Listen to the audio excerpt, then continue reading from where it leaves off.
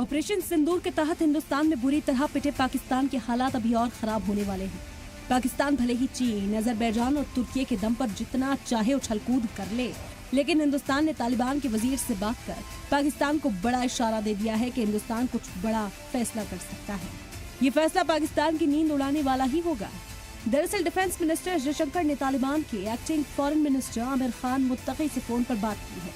ये बातचीत इसलिए अहम है क्योंकि भारत ने अफगानिस्तान की तालिबान हुकूमत से पहली बार मिनिस्टर लेवल पर राब्ता किया है। ये बातचीत तब हुई है जब तालिबान ने पाकिस्तान से जुड़े दहशतगर्दों के जरिए किए गए पहलगाम हमले की मजम्मत की थी। आपको याद होगा तालिबान से बात करो मैं बोला था आप लोगों को, पार्लियामेंट में बोला था मैं, तो आप ना पूरा टीवी 6 बजे 9 बजे बैठ के खूब मेरे को दूल्हा बनाया आप लोग। अब समझ में आप लोगों को आप ने जरूरी है, तालिबान हमारे से दोस्त है। आज वहाँ जो ईरान में पोर्ट बना रहे, वो पोर्ट से सबसे बड़ा फायदा हम पाकिस्तान को बाईपास करके अफगानिस्तान में जाएंगे। वो पोर्ट बनना जरूरी है। आप बहुत जरूरी हमारे लिए कि हम वहाँ पे पोर्ट बनाए। और तालिबान तंग है वो लोगों से, तंग है वो पड़ोसियों से। और उन्होंने कितना अच्छा स्टेटमेंट दिया, उन्होंने कंडेम करे पहलगाम को, आउटराइट कंडेम करे वो लोग। भारत ने अभी तक तालिबानी हुकूमत को सरकारी तौर पर मंजूरी नहीं दी है, लेकिन जयशंकर के मुत्तकी ने हिंदुस्तान और अफगानिस्तान के बीच रिश्तों को मजबूत करने और ताउन बढ़ाने के तरीकों पर चर्चा की है। चर्चा के बाद डिफेंस मिनिस्टर जयशंकर ने कहा, आमिर खान मुत्तकी से अच्छी बातचीत रही। उन्होंने पहलगाम हमले की मजम्मत की जो काबिले तारीफ है। भारत अफगान के बीच पुराना दोस्ताना रिश्ता उसे दोहराया गया। मुस्तकबिल में भी इसे कैसे आगे बढ़ाया जाए, इस बात पर बातचीत हुई। जुड़ी रिपोर्ट्स को खारिज करने के लिए उनका शुक्रिया कहते हैं, जिसका मकसद भारत अफगान के रिश्तों में दरार डालना था।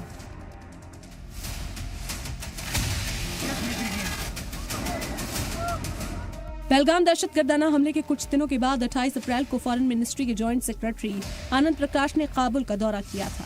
उस वक्त सरहद पार आतंकवाद को लेकर हिंदुस्तान और पाकिस्तान के बीच कशीदगी बढ़ गई थी। आनंद प्रकाश ने अपने सफर के दौरान मुत्तकी से मुलाकात की थी।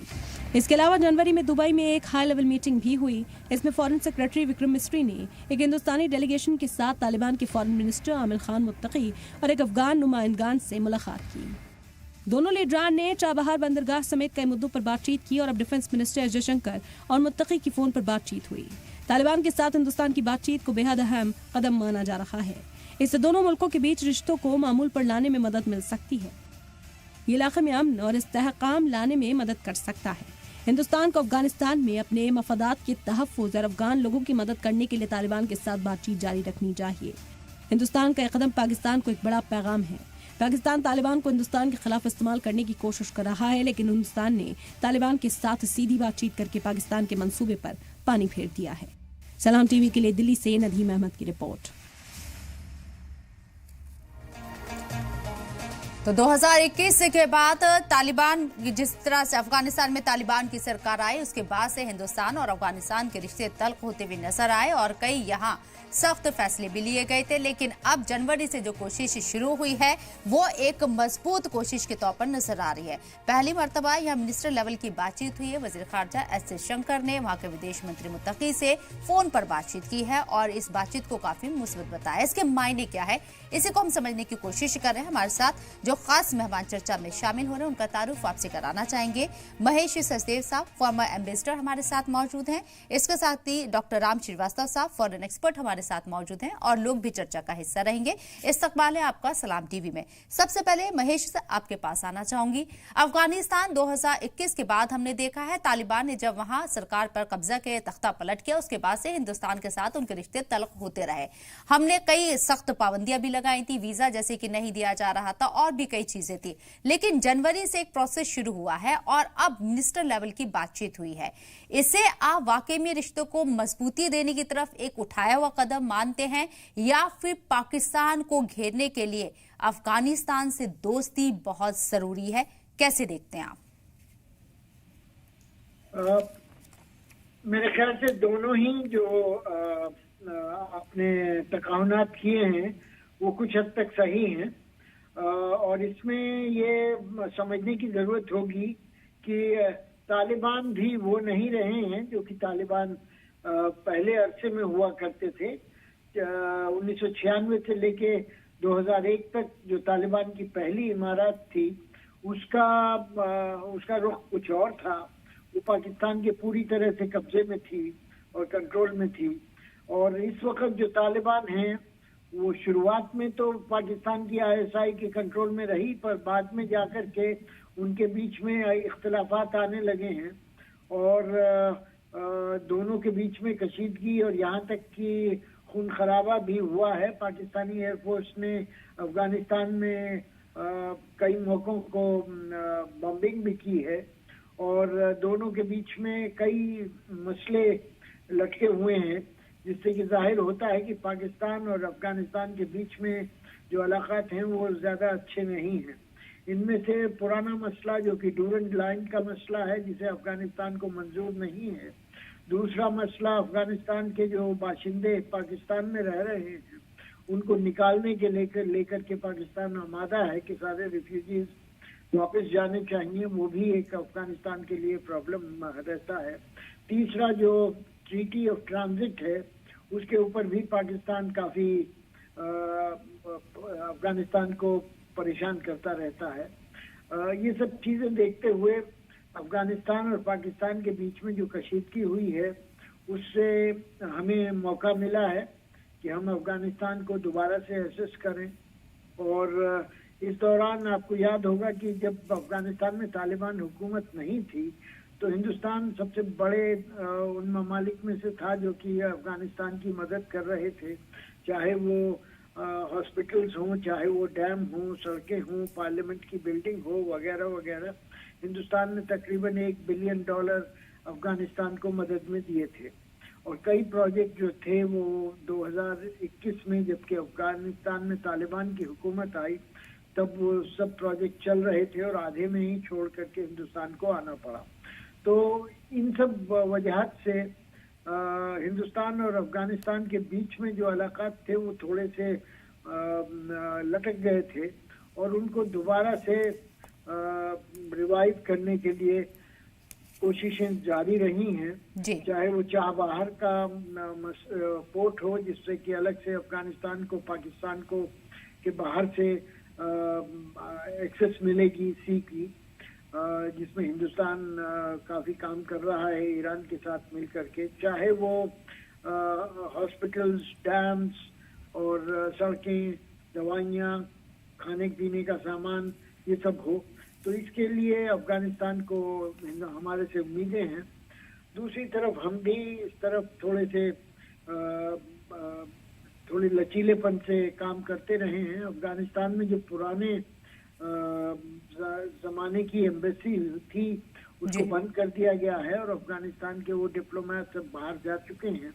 तो इस वक्त अफगानिस्तान के साथ हमारे कोई इलाक़ात नहीं है डिप्लोमेटिकली।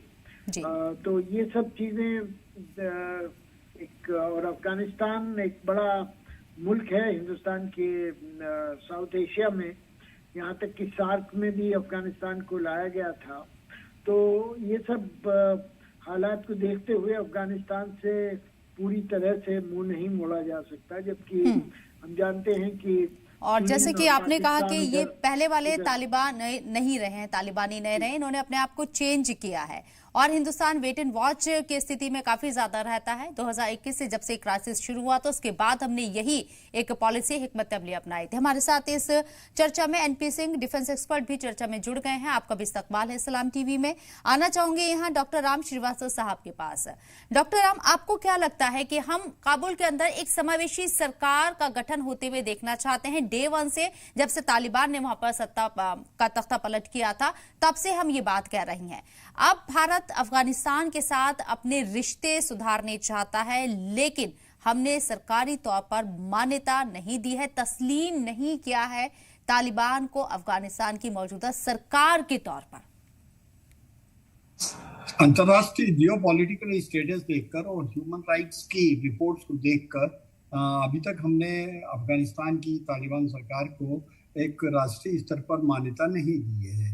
अब लेकिन हमारी अपनी आवश्यकता है कि अफगान की जमीन का उपयोग वहां पर भारत के विरुद्ध कोई संगठन ना कर सके, ये हमारी प्राथमिकता है। क्योंकि देखिए अफगान जो है इजीली असेसेबल है, ISIS के लिए। अफगान इजीली असेसेबल है किसके लिए? चाइना के लिए। और चाइना वहाँ पर जिस ढंग से अपने पैर पसारना चाह रहा है, वो कोशिश ये कर रहा है कि वहाँ के लोगों को प्रलोभन देके, नेताओं को अपने जाल में फंसा करके वहाँ की जो अभी तक खनिज पदार्थ जो वहाँ पर भरे हुए हैं, जिनका अभी तक दोहन नहीं हुआ है, उन पर कब्जा करना चाहता है। लेकिन देखिए, अफगानिस्तान की तो अगर कहानी देखी जाए भारत से, तो किसी जमाने में काबली वाला के नाम से हमारे तो रग रग में, स्कूलों की किताबों में तक अफगानिस्तान के लोगों का जिक्र था। लेकिन यहाँ आज जो अगर देखा जाए तो सबसे महत्वपूर्ण है, खान अब्दुल गफ्फार खान की आत्मा आज निश्चित रूप से प्रसन्न होगी जब उनको ये पता लगेगा कि लाल कुर्ती दल जिन्होंने बनाया था भारत की आज़ादी के लिए, वो जो है अफगान के साथ अच्छे संबंध कर रहे हैं। खैबर पख्तूनख्वा को भी अब जो है तवज्जो दी जा रही है। देखिए, यहाँ जो इम्पोर्टेंट सबसे महत्वपूर्ण चीज ये है, पाकिस्तान ने जिस सपोलों को पाला था, जिसको कि TTP कहते हैं, और वो TTP का अड्डा कहाँ पर है? अफगानिस्तान में। वो पिटाई किसकी कर रहा है? पाकिस्तान की फौज की, आर्मी की, क्योंकि ड्यूरेंट लाइन का भी एक मसला है जिसको अफगानिस्तान कतई नहीं मानता। लेकिन अफगानिस्तान TTP के विरुद्ध कार्य नहीं कर रहा। TTP क्या ऐसा संगठन है जो भारत के हित में होगा? कभी नहीं होगा। लेकिन वहाँ जो महत्वपूर्ण चीज जो है वो ये, अभी तक वहाँ पर जो अफीम की खेती होती थी, वही एकमात्र उनका सबसे बड़ा राजस्व का कारण था। अब 80% अफीम की खेती अंतर्राष्ट्रीय दबाव के कारण बंद कर दी गई है, और अब जो है स्मगलिंग ज्यादा होता है, और स्मगलिंग अभी पाकिस्तान के थ्रू होता है। लेकिन भारत को बड़े फूंक कर कदम चलना पड़ रहे हैं, और यही कारण है कि उन्होंने मुंबई में इकरामुद्दीन कामिल नाम के कॉन्सुलेट को, जो अफगानिस्तान के हैं, उनको वहाँ जगह दे दी है, जिससे कि जो विद्यार्थी अफगानिस्तान से भारत में आए, या जो बिजनेसमैन यहाँ पर आए, या अफगान के जो मरीज लोग हैं, जिनको कि आज कहीं इलाज की जगह नहीं है, ईरान में तो मिलती ही नहीं है, उधर अजरबैजान की तरफ जा नहीं पाते हैं, और उधर चाइना की बॉर्डर में जो है उधर जाने का सवाल ही नहीं उठता। पाकिस्तान से थोड़ी बहुत उम्मीद थी, लेकिन पाकिस्तान में भी जो चिकित्सा व्यवस्था है पूरी तरह से तबाह हो चुकी है। भारत की चिकित्सा व्यवस्था की तारीफें पूरी दुनिया में अब हो रही है। बिल्कुल। और ये जो मीटिंग, ये जो फोन पर बातचीत हुई है, और इससे पहले जनवरी में जो विक्रम मिस्री हैं हमारे विदेश सचिव, जब वो काबुल में, यहाँ माफ कीजिएगा दुबई के अंदर जब उनकी बातचीत हुई थी मुत्तकी से, तब इन तमाम चीजों के ऊपर भी चर्चा हुई थी। और मेरा सवाल यहाँ पर NP सिंह साहब से, NP सिंह साहब, आपको क्या लगता है, तालिबान को हम कबूल कर रहे हैं क्योंकि हम कट्टरवादी किसी भी सोच के खिलाफ रहे हैं, ये हमारी पॉलिसी है, लेकिन पाकिस्तान क्योंकि हमें बार बार नुकसान पहुंचा रहा है, और पाकिस्तान के साथ सीधे तौर पर हम इस वक्त जंग जैसे हालात में हैं, जो अभी पिछले रोज आपने देखा कि किस तरह की कशीदगी पैदा हुई। ऐसे में अफगानिस्तान के जरिए, तालिबानी सरकार के जरिए उस हमले की मजम्मत की गई, यानी कि जो पहलगाम में हमला हुआ था उसकी यहाँ पर भर्त्सना की गई थी। इन रिश्तों को आगे आप कैसे देखते हैं, तालिबान के साथ हिंदुस्तान? जी, देखिए, बहुत महत्वपूर्ण हो जाता है ये हमारे देश के कंटेक्स्ट में, और इन बदलते हुए जो वैश्विक भौगोलिक जो जियोपॉलिटिकल सिचुएशंस बदल रही हैं, जो पावर जो इक्वेशन चेंज हो रही हैं, तो संभवतः हम किसी भी चीज को आज उस नजरिए से नहीं देखेंगे, क्योंकि भारत के रिश्ते अफगानिस्तान से बहुत पुराने रहे हैं जी। और मैं आपको बता दूं कि जो पिछले कम से कम 80 के दशक से हम काफी क्लोजली मॉनिटर किया है कि अफगानिस्तान में पाकिस्तान के प्रति एक बहुत बड़ा इंटरनली रोष है, क्योंकि जब रशियन फौजें आई थी 80 के दशक में अफगानिस्तान में, और फिर उसे काउंटर करने के लिए जब अमेरिकन फौजें आई, और तब से एक तरह से जो एक नए जो जितने भी आतंकवादी गुट थे इन्हें क्रिएट किया गया। तो हमेशा क्या हुआ है कि पाकिस्तान ने पैसे लेकर अफगानिस्तान के लोगों को टारगेट करने में बहुत हेल्प की है अमेरिका की, और ये धीरे धीरे इतना बड़ा हो गया कि कहीं ना कहीं अब जो दरार है पाकिस्तान और अफगानिस्तान में वो आसानी से पट नहीं सकती है, क्योंकि वो समझते हैं कि हमारे इतने लोगों को पाकिस्तान ने मरवाया है। तो ये बहुत बड़ी चीज है, आपने देखा होगा। प्लस काफी अफगानों को निकाल भी दिया है वहां से जी। तो अफगानिस्तान में पाकिस्तान के प्रति कोई अब किसी तरह का, वो इंटरनल है, वो एक लंबे टाइम से है, वो कोई एक बहुत छोटी नहीं है, क्योंकि बहुत अफगानों का खून बहा है। ट्रेनिंग जरूर जितने भी ये तालिबान भी हैं। तो जहां तक भारत का संबंध है, भारत तालिबान के पक्ष में कभी नहीं था, क्योंकि वो भी कट्टरपंथ की बातें करते थे। लेकिन इस बार जो, और अंडर ऑब्जर्वेशन भी है, इतने साल हो गए हैं, अब 3-4 साल। लेकिन अब जो तालिबान के आने के बाद जो भी भारत के प्रोजेक्ट वहां चल रहे थे, जिस तरह से भारत ने विकास किया है, भारत सबसे बड़ा कंट्रीब्यूटर रहा है अफगानिस्तान के डेवलपमेंट में, चाहे वहां की संसद हो, स्टेडियम्स हो, दूसरा इंफ्रास्ट्रक्चर हो, और उस बात को तालिबान ने एक्सेप्ट किया। एक्चुअली देखिए, सबसे बड़ी बात है कि उन्होंने आने के बाद ऐसा नहीं किया कि भारत के जो प्रोजेक्ट चल रहे थे वो रोक दिए हों और सब कुछ बदल गया हो। वो धीरे धीरे जारी रहा है, और कहीं ना कहीं धीरे धीरे अलग अलग लेवल पर बैक चैनल डिप्लोमेसी भी हुई है। क्योंकि ये तालिबान रिजीम था तो ग्लोबली एक्सेप्टेड नहीं था, बट हकीकत को कहीं ना कहीं हमें एक्सेप्ट करना होता है। और तालिबान का भी जो रवैया रहा है ये वो नहीं रहा है जो पुराना, जो इनका पुराना रिजीम था, किस तरह से लोगों के साथ डील करते थे, अपने आवाम से डील करते थे। तो कहीं ना कहीं वहां भी कुछ ना कुछ ठीक ठाक विजिबल ट्रांसफॉर्मेशन हुआ है। तो ऑब्वियसली भारत के संबंध अफगानिस्तान से बेहतर रहे हैं, अफगानिस्तानी सरकार से बेहतर रहे हैं। सिर्फ सरकार ही बदली है, तो जो संबंध है उनमें कहीं ना कहीं जो अभी भी जो क्लोजनेस है वो बढ़ रही है। तालिबान भारत की तरफ देखता है कि भारत हेल्प करता रहा है अफगानिस्तान की, और आज जब सरकार में है तो कहीं ना कहीं जो एक उस सरकार के साथ अच्छे संबंध की बात है वो है। और भारत के लिए ये डेफिनेटली, जैसा अभी कह रहे थे हमारे को पैनलिस्ट, कि चाइना की नजर ऐसे देशों पर ही रहती जो वनरेबल हैं, जहां पर रिसोर्सेज तो हैं बट कोई इतने बड़े संसाधन वहां विकसित नहीं हुए हैं। तो उनकी भी नजर है, चाइना की भी नजर है। जाहिर है अपने इस क्षेत्र में जिनके साथ हमारे अच्छे संबंध रहे हैं जिस देश से, तो हमें उन्हें और आगे ले जाना होगा। और इस बदलते परिप्रेक्ष्य में जब पाकिस्तान जो है जिस तरह की हरकतें करने की कोशिश कर रहा है, अभी भी जो चाइना और पाकिस्तान की खिचड़ी पक रही है, तो कहीं ना कहीं हमें अलर्ट रहना होगा और अफगान को साथ लेकर चलना होगा। ये हमारे लिए एडवांटेज होगा और उनके लिए भी एडवांटेज होगा। देखिए, उन्हें एक्सेस हम दे सकते हैं चाबहार पोर्ट से सीधा डील करने की, क्योंकि भारत इतना काम कर रहा है, हम डिस्कस कर ही रहे थे।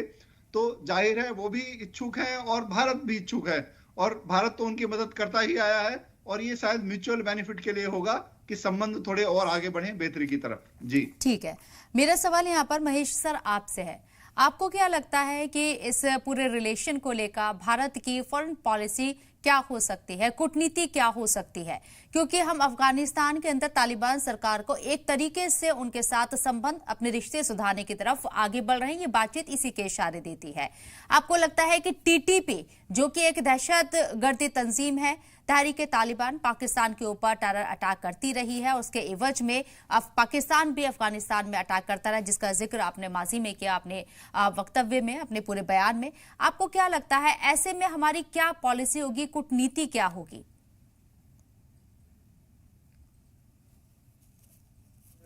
अमीक है, डीप है। इसमें आपको पहली बात तो ये समझने की जरूरत है कि टीटीपी, तहरीक तालिबान पाकिस्तान और जो इमारात ऑफ अफगानिस्तान के जो सरबराह हैं वो भी तालिबान कहलाते हैं, लेकिन दोनों के बीच में काफी फर्क है। तो दोनों ऑटोनॉमस हैं और अपने को अलग तरह से डील करते हैं, तो दोनों के बीच में कोई राब्ता नहीं है। एक तो ये वजह ये है। दूसरा, दहशतगर्दी की हिंदुस्तान हमेशा मुखालफत करता है और इसको कोई भी जगह नहीं देना चाहता, जीरो टॉलरेंस इसके बारे में रखता है।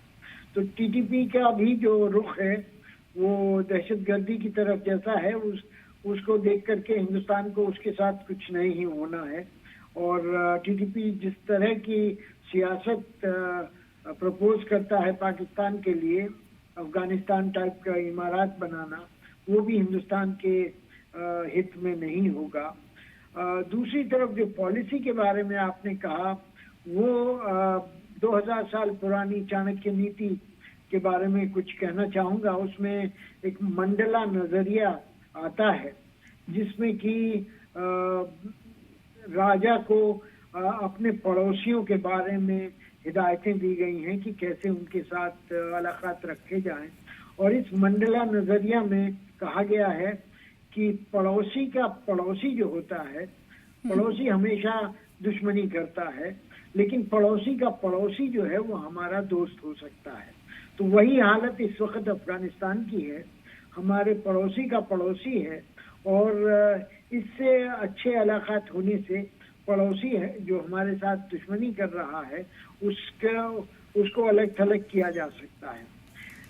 एक तो ये बात हुई। दूसरी बात ये है कि अफगानिस्तान एक बड़ी मार्केट हो सकता है और बड़ी हमारे लिए सामान की फरोख्त करने वाली जगह हो सकती है, चाहे वो दवाइयाँ हों, चाहे वो सर्विसेज हों, चाहे कॉन्ट्रैक्ट हों सड़क बनाने वगैरह के। उन सब के लिए पहले भी हिंदुस्तान आमादा था और अब भी इसकी तरफ अमल दोबारा से किया जा सकता है। दूसरी तरफ अफगानिस्तान से बहुत सारी चीज़ें मेवे या कारपेट्स या और सब आया करता था हिंदुस्तान, और एक अच्छी पीपल टू पीपल कॉन्टैक्ट हुआ करते थे। लोग अपने ट्रीटमेंट के लिए हिंदुस्तान आते थे, पढ़ाई के लिए यहाँ आते थे। तो वो सब चीज़ें दोबारा से की जा सकती हैं उनकी तरफ। और पाकिस्तान की आईएसआई जिस तरह से अफगानिस्तान में दखलंदाजी करती रही है, उसमें पाकिस्तान ने जो कोशिश ये की है कि उनके जो प्रो लोग हैं, उनके जो हिमायती लोग हैं, जैसे हक्कानी ग्रुप है, इन सब का पाकिस्तान चाहता है कि अफगानिस्तान की हुकूमत में दबदबा रहे। लेकिन जो तालिबान अलग जो हैं हक्कानी ग्रुप के अलावा, वो इस बात को पसंद नहीं करते हैं। वो नहीं चाहते हैं कि अफगानिस्तान में कोई भी पाकिस्तान पसंद लोग हुकूमत में रहें, जो कि जिनकी की जो लॉयल्टी हो वो पाकिस्तान के तरफ हो, न कि काबुल की तरफ। तो ये सब देखते हुए भी हमको एक तरह से मौका मिलता है कि जो लोग नेशनलिस्ट हैं, वतनी हैं, अफगानिस्तान की तरक्की चाहते हैं, उनको हम सपोर्ट करें और हक्कानी ग्रुप को आइसोलेट करें। और इसी तरह से अफगानिस्तान में अल-कायदा भी और खुरासान ग्रुप भी दोनों एक्टिव हैं, आईएसआईएस के, दाइश के। तो इन सब के खिलाफ भी तालिबान को एक्ट करना है, क्योंकि ये लोग भी हिंदुस्तान में आमतौर पर और कश्मीर में ख़ास तौर पर एक्टिव होते हैं। और ऐसी खुरासान ग्रुप हो या अल-कायदा साउथ एशिया में हो, इन सब चीज़ों को, इन सब दहशत पसंद जो ग्रुप हैं, उनको अफगानिस्तान में वो गैर कानूनी तरीके से काम करते हैं। तो उनके खिलाफ भी हमें अफगानिस्तान के तालिबान हुकूमत के साथ कोऑपरेट करके इनको नेस्तनाबूद करना है।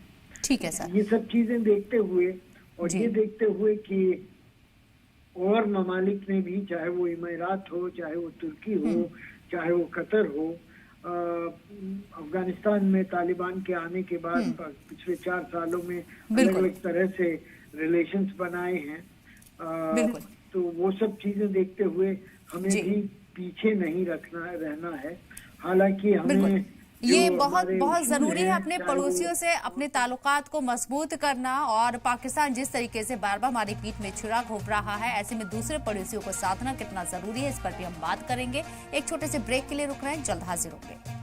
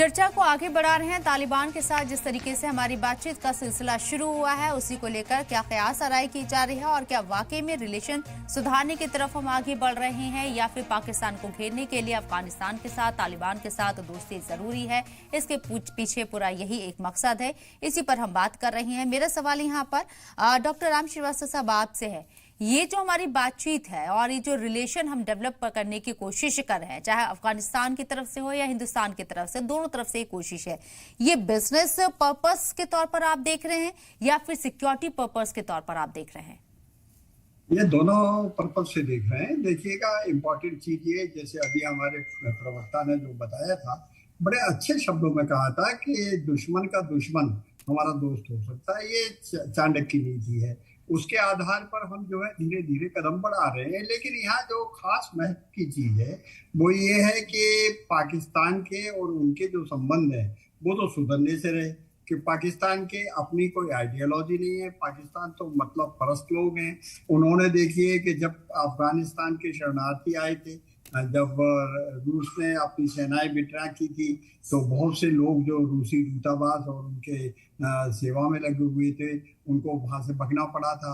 इसी तरह से जब अमेरिकी फौजें वापस गई, तब उनकी सेवा में जो लगे थे 75,000 लोग, तो अमेरिका में उन्होंने उनको शरण दी थी, वहां शरणार्थी बने हुए हैं और उनको काम धंधे से लगा दिया। लेकिन यहाँ जो थे करीब 12 लाख जो है अफगानिस्तान के शरणार्थी थे, उनको पालने पोसने का पूरा खर्चा WHO से, यूनेस्को से और अमेरिका से ये कौन लेता था? पाकिस्तान लेता था। हालांकि इनके लोगों के हित में ये कभी काम नहीं आया।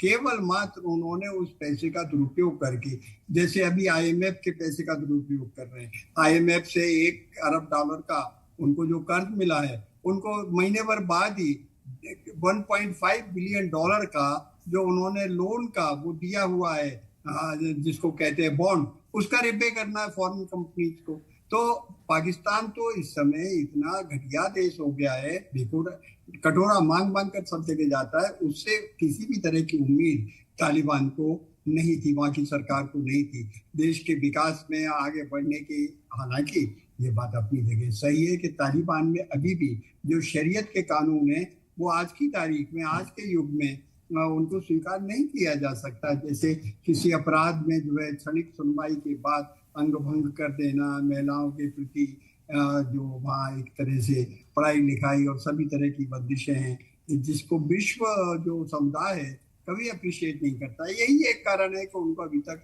राजनीतिक तौर पर किसी तरह की मान्यता नहीं दी गई है। लेकिन वहाँ की जो आबादी है इस समय भूखे मर रही है, उनके खाने की चीजें नहीं है, उनके पास दवाइयाँ नहीं है, गरीबी का स्तर इतना ज्यादा है, कम्युनिकेशन लिंक नहीं है।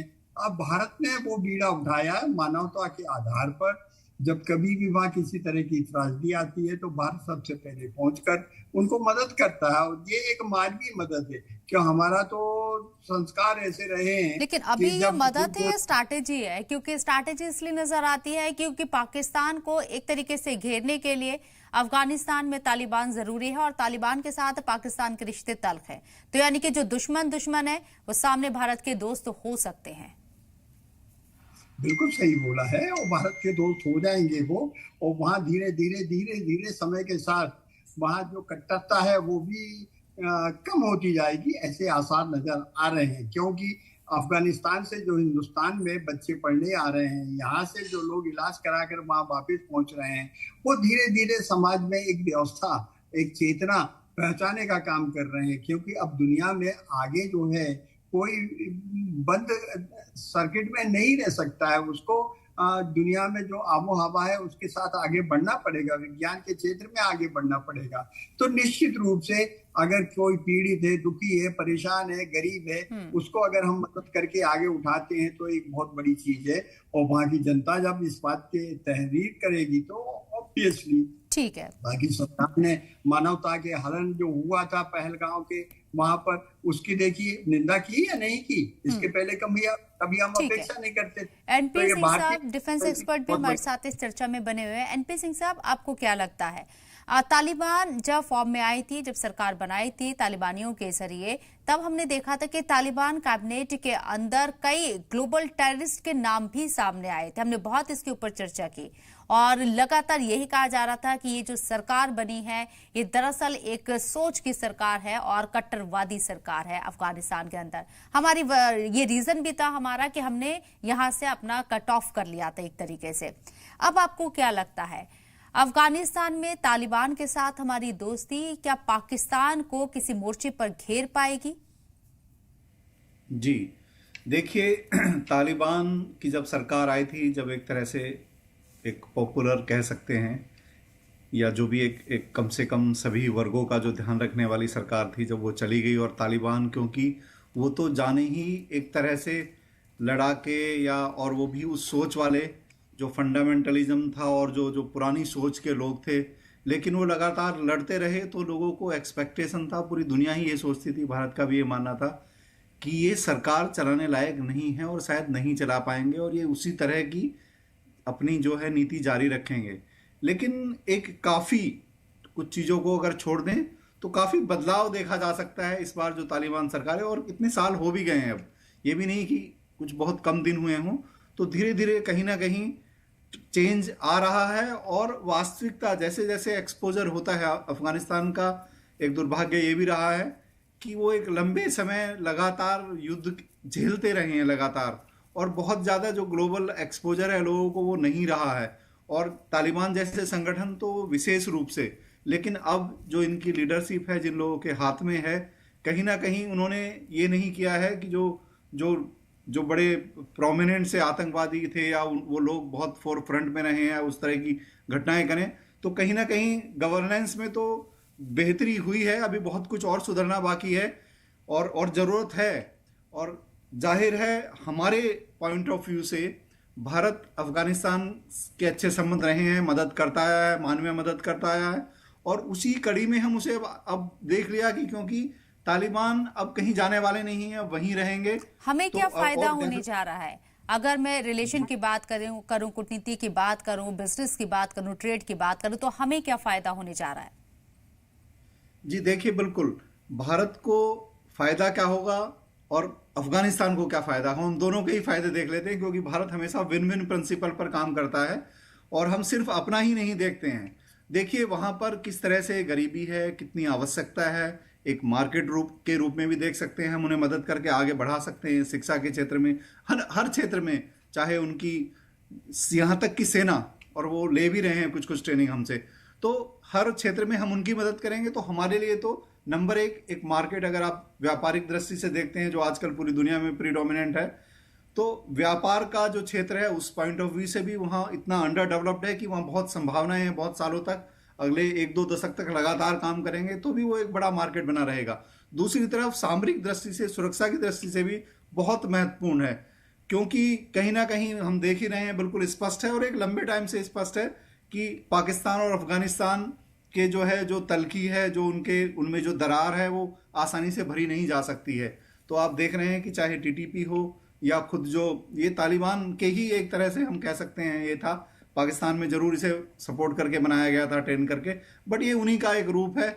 और कहीं ना कहीं जब उन दोनों में मतभेद हैं और पाकिस्तान अगर कुछ भी करने की कोशिश करता है, कोई भी जिस तरह का उन्होंने पास्ट में किया है या ट्रैक रिकॉर्ड रहा है या भारत के प्रति जो सोच रखती है वहाँ की मिलिट्री, तो कहीं ना कहीं जब उनका दूसरे फ्रंट पर भी एक अपोनेंट होगा, स्ट्रॉन्ग अपोनेंट होगा, और जो जिसके उनके साथ भी संबंध है, तो कहीं ना कहीं पाकिस्तान को कंटेन करने में भी मदद करेगा। ठीक है, पड़ोसियों को बदला नहीं जा सकता, ये सच्चाई है। मेरा सवाल यहाँ पर डॉक्टर राम श्रीवास्तव साहब आपसे, पाकिस्तान के साथ हमारा रिलेशन 75 सालों में हमने देखे हैं कि पाकिस्तान ने कोई मौका नहीं छोड़ा है हमसे दगा करने का, हमारे साथ गद्दारी करने का। एग्जाम्पल इसका भी रिसेंटली हमारे सामने है कि किस तरीके से पुलिस थाने को अंजाम दिया गया। एक तरफ यहाँ टेररिस्ट सपोर्ट सरकार है, यानी कि पाकिस्तान की जो सरकार है, जो आर्मी टेररिस्ट को यहाँ सपोर्ट करती है, ये हमने बहुत वाज़ेह तौर पर देखा। अफगानिस्तान इससे कितना अलग मौजूदा सरकार आपको नजर आती है? देखिए, अफगानिस्तान की जो सरकार है, आप ये समझिए कि इस समय एक आतंकवाद के जज्बे से निकली हुई एक भोली भाली सरकार है। अब जो नई जनरेशन उनकी आ रही है उनको ना तो एडमिनिस्ट्रेशन का एक्सपीरियंस है, ना आर्मी का एक्सपीरियंस है, ना मॉडर्न टेक्नोलॉजी का कोई एक्सपीरियंस है। और इसका फायदा उठाकर अफगानिस्तान में कौन घुस रहा है? पाकिस्तान ने तो घुसने की कोशिश की लेकिन वो नाकामयाब हो गया कि उसकी हमेशा जो है अफजल खान और शिवाजी वाली टेक्निक रही है। अफजल खान ने किस तरह से शिवाजी को बुलाकर उनको मारने की कोशिश जी, इसलिए पाकिस्तान को तो हम ठीक कर देंगे, लेकिन अभी महत्वपूर्ण चीज ये, अगर हमने अफगानिस्तान को मदद नहीं की तो चीन वहां घुस जाएगा, और जो कि हमारे लिए बहुत बड़ा सिरदर्द होगा। इसलिए डिप्लोमेटिकली चीन का वहां प्रभाव ना पड़े, इसलिए हमको वहां पहुंचकर उनको उस रास्ते से निकालकर एक विकास के रास्ते पे लाना बहुत जरूरी है। एक और सवाल आपसे जानने की कोशिश करूंगी, उसका जवाब। जिस तरीके से यहाँ पर जब फोन पे बातचीत हुई है वजीर खारजा एस जयशंकर और अफगानिस्तान के वजीर खारजा मुत्तकी के बीच में, उन्होंने कहा है कि एक झूठी खबरें फैलाने की कोशिश की गई, एक नैरेटिव सेट करने की कोशिश की गई कि अफगानिस्तान में भी अटैक किया गया, भारत की मिसाइल अफगानिस्तान में भी गिरी है और वहां के लोगों को नुकसान हुआ है, लेकिन खुद यहाँ पर तालिबानियों के जरिए इस बात को नकार दिया गया। ये किस तरह की अलामत है? पाकिस्तान को कितना बड़ा धचका, उसके एजेंडे को कितना बड़ा धचका? देखिए, पाकिस्तान का बस चले ना तो वो तो ये भी कह देगा कि भारत ने जो है अपना ब्रह्मोस मिसाइल जो है इंग्लैंड पर भी फोड़ दी थी या अमेरिका पर भी फोड़ दी थी। झूठ का पुलिंदा अगर कोई है तो पाकिस्तान। ठीक है सर, पाकिस्तान हर एक मंच पर झूठ बोलता है, गलत अफवाहें फैलाता है। इसका जीता जागता एग्जाम्पल अफगानिस्तान के ऊपर जो मिसाइल अटैक का उसने जिक्र किया था, खुद यहाँ पर तालिबान सरकार ने उसे नकार दिया। एक छोटे से ब्रेक के लिए रुक रहे हैं, जल्द हाजिर होंगे, चर्चा को आगे बढ़ाएंगे।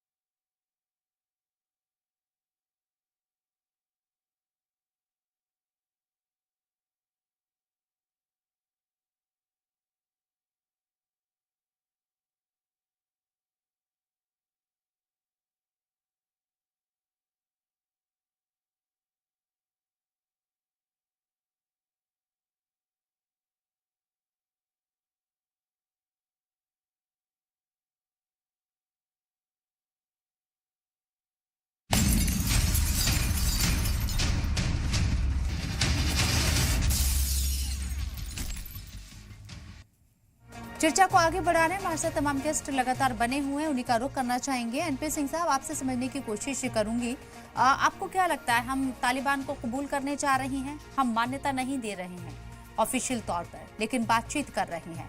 तालिबान अफगानिस्तान भी हमसे कुछ तवक्को करेगा, जाहिर सी बात है।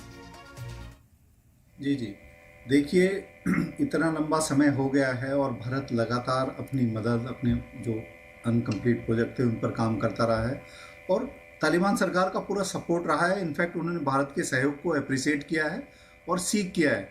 तो देखिए, जब फॉर्मल मान्यता होगी और एक जो तालिबान सरकार की ग्लोबली, वो एक मुद्दा है, लेकिन समय की जो डिमांड होती है, हमें प्रैक्टिकल भी होना होगा। प्रैक्टिकल ये होना होगा कि हमारे चारों तरफ, हमारे पड़ोस में क्या क्या डेवलपमेंट हो रहे हैं, हमें उन पर भी नज़र रखनी होगी, क्योंकि चीन एक बहुत शक्तिशाली देश है। ठीक है, अगर पहले 4 देशों की तुलना की जाती है जाहिर है शक्ति में, तो अमेरिका, चीन इकोनॉमी में और अमेरिका और रूस डिफेंस में, और 4th नंबर पर कहीं ना कहीं भारत है इस समय, लगभग सभी क्षेत्रों में। तो अब क्या है कि चाइना का हमेशा जो रवैया रहा है, अगर आप उसका इतिहास देखेंगे तो लगभग 13 देशों के साथ उनकी सीमाएं हैं, और यहाँ तक कि उन्होंने रूस तक की सीमा में एनक्रोच किया हुआ है। तो सभी देशों के साथ उनका डिस्प्यूट है, प्लस अफ्रीकन कॉन्टिनेंट, हर जगह पैसे के बल पर, एशिया में, अफ्रीका में, उन्होंने छोटे छोटे देशों को जो वनरेबल हैं, जिनके पास पैसा नहीं है, भुखमरी है, वहाँ के रिसोर्सेज पर कब्जा कर लिया है। तो देखिए, हम कभी कोई ऐसा मौका नहीं जाने देना चाहेंगे, क्योंकि हमारा कोई पाकिस्तान, हम तो मानवीय आधार पर भी अफगानिस्तान से हमारे बड़े अच्छे संबंध रहे हैं, और ऐसे में हम नहीं चाहेंगे, जैसा अभी श्रीवास्तव जी कह रहे थे, कि चाइना अफगानिस्तान में आ जाए। उसकी नज़र है, उसकी नज़र बलूचिस्तान में है, उसकी नज़र पूरे अफगानिस्तान में है और कहीं ना कहीं वो कर भी रहे हैं, बट हम नहीं चाहेंगे कि वो उनका एक बहुत बड़ा अड्डा या गढ़ बन जाए जहां से जिनके जो नेचुरल रिसोर्सेज हैं उनका वो दोहन करने लगे और हमारे लिए सिक्योरिटी थ्रेट हो जाए। तो देखिए, भारत का एक्सेप्ट करना उसी तरह से है जिस तरह से ये एक वर्किंग रिलेशनशिप है, वो एक्सेप्टेंस ही है, हम उसे ये नहीं कहेंगे, क्योंकि हम कोई इस तरह की कार्रवाई या गतिविधि भी नहीं देख रहे हैं कि वो सपोर्ट कर रहे हैं ओपन टेररिज्म को या एक्सटर्नली। बिल्कुल उन्होंने इस घटना को, पहलगाम की घटना को बिल्कुल कंडेम किया। तो इस समय उनका ऐसा रवैया उस सरकार का, तालिबान सरकार का, ये नहीं आ रहा है कि वो ओपनली कहीं टेररिज्म को सपोर्ट कर रहे हो, तब तो मुश्किल हो जाता है, क्योंकि भारत की नीति टेररिज्म के प्रति जीरो टॉलरेंस है। तो कहीं ना कहीं वो भी सुधार की प्रक्रिया चाहते हैं और भारत मदद करेगा। डबल एडवांटेज होगा अफगानिस्तान को आगे बढ़ने में हर क्षेत्र में। देखिए, कोई भी क्षेत्र हो, चिकित्सा का हो, टेक्नोलॉजी का हो, उनकी सेल्फ सस्टेनेबिलिटी का हो, एजुकेशन का हो, हर क्षेत्र में भारत उनकी मदद कर सकता है और कई क्षेत्रों में कर भी रहा है। तो उसे आगे बढ़ाएंगे और उससे हमारी सुरक्षा को फायदा मिलेगा। तो ऐसे में एक्सेप्टेंस ही मान सकते हैं और इसमें कोई बुराई नहीं है, जो उनके और हमारे दोनों के भले के लिए है। जी ठीक है। महेश सचदेव सर हमारे साथ एक बार फिर से चर्चा में जुड़ गए हैं। महेश सर, आपके पास आना चाहूंगे, आपसे जानने की कोशिश करेंगे, क्या वाकई में अफगानिस्तान को लेकर जो अभी एनपी सिंह साहब ने भी जिक्र किया चाइना का, वाकई में ये डर है कि चाइना कहीं किसी तरह की मुदाखलत ना करे, अफगानिस्तान के साथ उसकी दोस्ती मजीद मजबूत ना हो जाए? आपको लगता है कि इन 4 सालों के बीच में, 4 से 5 सालों के दरमियान अफगानिस्तान की जो मौजूदा सरकार है वो चाइना के बहुत क्लोज गई है, या ऐसी गुंजाइश है जिससे हमें घबराने की जरूरत है, या हमारा फोकस सिर्फ पाकिस्तान है? अफगानिस्तान एक जियो सियासी मुकाम पर है जिसकी काफी अहमियत है। आपको याद होगा कि वुहान जो दर्रा है वो अफगानिस्तान को सिकियांग से जोड़ता है, जहां पर कि चाइना के तुर्कमानी लोगों, बाशिंदों के खिलाफ काफी बड़ी मुहिम चल रही है, जिसको आपको याद होगा कि कुछ साल पहले जो कंसंट्रेशन कैंप, रीट्रेनिंग कैंप वगैरह की बातें हो रही थी, जिससे कि तुर्कमान लोगों में, सिकियांग में रहने वाले लोगों में, काशगर के लोगों में जो इस्लाम के बिनिस्बत जो उनका रुख है उसको बदलने की चाइनीज कम्युनिस्ट पार्टी पूरी कोशिश कर रही थी।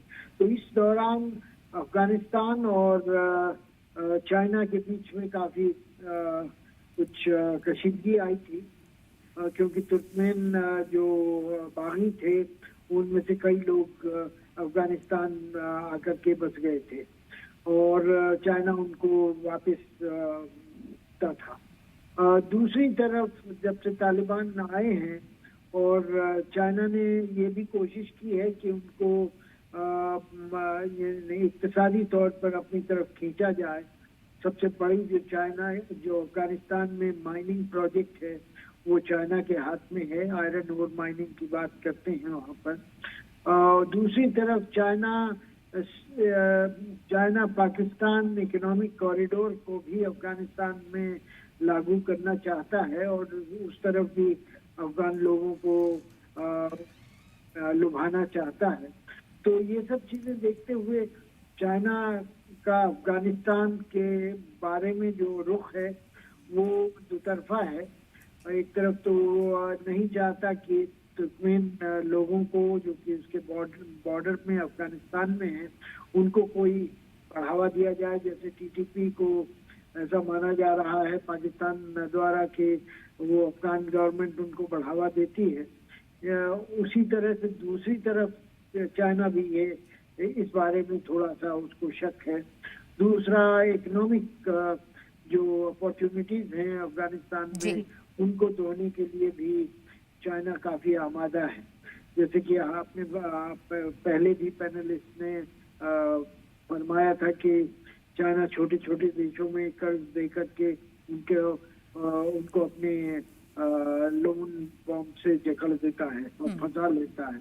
तो वैसा ही वो अफगानिस्तान को करने की कोशिश करेगा। तीसरी बात जो कहना चाहूंगा इधर की, तुर्की भी अफगानिस्तान में काफी एक्टिव है। कुछ लोग और तुर्की के जो ज्योग्राफिक प्रॉक्सिमिटी है वो उसको इस्तेमाल करना चाहते हैं और एक तुर्किश मॉडल पर वहाँ पर सोसाइटी या इकोनॉमी में बदलाव देखना चाहते हैं। तो उसको भी हिंदुस्तान को देखना होगा।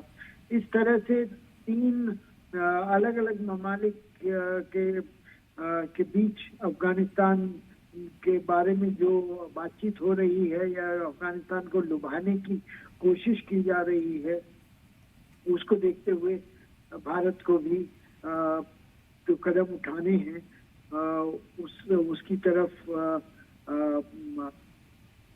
फॉरेन मिनिस्टर की अपने काउंटर पार्ट से बात होने का उस तरफ से थोड़ा सा इशारा मिलता है। जी, मेरे सवाल यहाँ एनपी सिंह साहब आपसे हैं। अपने पड़ोसियों को अगर हम देखें तो पाकिस्तान के साथ हमारे रिश्ते पहले ही तलख हैं और अब और ज्यादा हो गए, मजीद खराब हो गए हैं। इसके साथ हमने देखा है कि बांग्लादेश के साथ भी हमारे रिश्ते अभी तलख हैं, वो भी हमारा पड़ोसी मुल्क है। दूसरी तरफ हम आगे बढ़ते हैं यहाँ अफगानिस्तान की तरफ।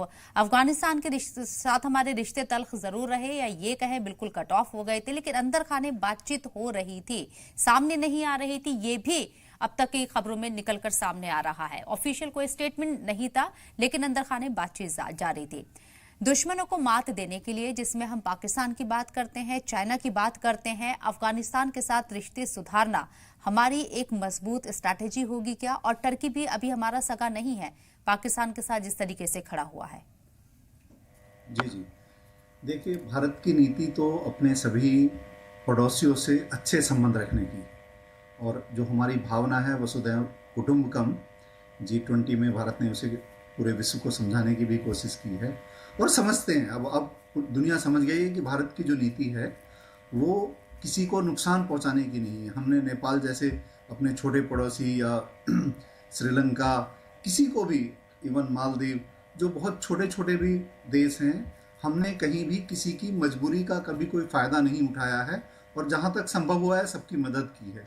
लेकिन पाकिस्तान का जो रवैया रहा है वो एक उनकी स्टेट पॉलिसी के तहत, उनकी जो आर्मी है वो लगातार किस तरह से आतंकवाद, उन्हें पालना, उन्हें ट्रेन करना और उनका यूज़ करना, वो लगातार उस पर काम करती रही है और वो पाकिस्तान को ही लेकर डूब रहे हैं धीरे धीरे।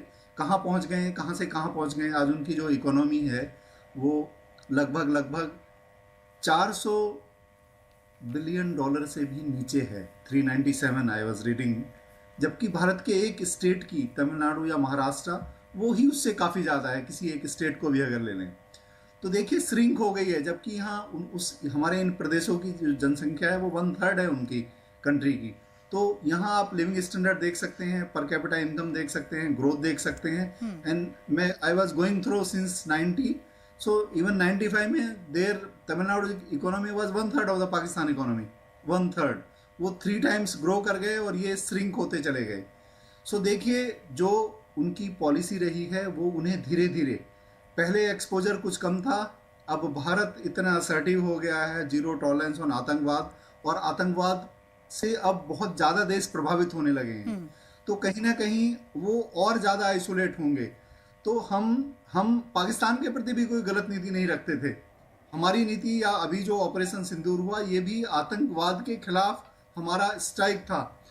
लेकिन पाकिस्तान अपने ऊपर उसे अटैक मानकर वहाँ की सेना और फिर इधर भारत पर आक्रमण करती है, सिविलियन पॉपुलेशन पर, बाकी सैन्य ठिकानों पर। तो जाहिर है उसका काउंटर भारत ने किया है और कुछ नहीं किया है, कोई युद्ध नहीं है। ये एक बहुत छोटी सा ऑपरेशन है। मैसेज अभी भी चला जाना चाहिए। देखिए, अगर आप जिस दिन जाग जाएं उसी दिन सवेरा, अगर आप उसी नीति पर जाएंगे जो आपको गड्ढे में लेके जा रही है, जो आपके अल्टीमेट बहुत छोटा सा रिएक्शन चाहूंगी। एक सवाल मेरे जहन में है, महेश सर, एक बहुत छोटा सा रिएक्शन आपसे। क्या हम बिना मान्यता दिए अफगानिस्तान के साथ अपने रिलेशन आगे बढ़ा सकते हैं? ये पॉसिबल होगा? जी, ऐसा किया जा सकता है। इसके लिए कई वसाइल मौजूद हैं। आप एक तो बिना सफारत खाने के एंटी डिप्लोमेटिक टाइज के बिना आप हलाकात रख सकते हैं। दूसरा, इजराइल के साथ कई वर्षों तक कॉन्सुलेट लेवल पर मुलाकात थे, 40 सालों तक। इसी तरह से कई लैटिन अमेरिका की कंट्रीज हैं, सेंट्रल अफ्रीका की कंट्रीज हैं जहाँ पर की एम्बेसीज नहीं हैं। हम रिकॉग्नाइज करते हैं उनको, लेकिन डिप्लोमेटिक रिलेशंस नहीं है। फिर भी थर्ड कंट्रीज के माध्यम से उनसे बात होती है। दूसरी तरफ आप उनकी एम्बेसी खोल सकते हैं, अपनी एम्बेसी खोल सकते हैं वहाँ पर, लेकिन उसको किसी और दर्जे से कल्चरल सेंटर, जैसे ताइवान वगैरह के साथ हिंदुस्तान का डिप्लोमेटिक रिलेशंस नहीं है। हम चाइना को रिकॉग्नाइज करते हैं। तो तीसरा, आप सफीर ना अपॉइंट कर रहे हैं, लेकिन एम्बेसी रखें और शारजा दी अफेयर के लेवल पर रखें। ठीक है सर।